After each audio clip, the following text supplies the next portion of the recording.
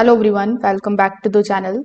In today's quick video, I'm going to show you exactly how to change the address before first attempt UPS in 2026. So in order to do it, first of all, you need to come here on ups.com. Over here, simply enter your tracking number and check the current status. You need to make sure that the package has not gone out for delivery yet. Now you need to click on this login option on the top right hand corner of the screen. Then you need to simply provide your email address or username, and then you need to basically log in into your account. Now when you are inside your account, you are going to see your tracking ID and your basically tracking information. Now underneath it, simply look for the option that says change my delivery.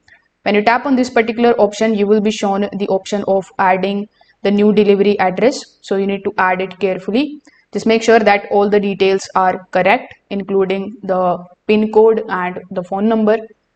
Once this is done, simply confirm the request in order to update the delivery.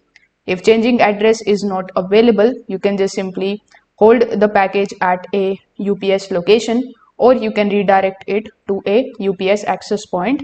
Now these options are often faster and more reliable. So that's how you can basically change your UPS delivery address before the first attempt in 2026. If this video helped you out, make sure that you like this video and subscribe to the channel. Thanks for watching.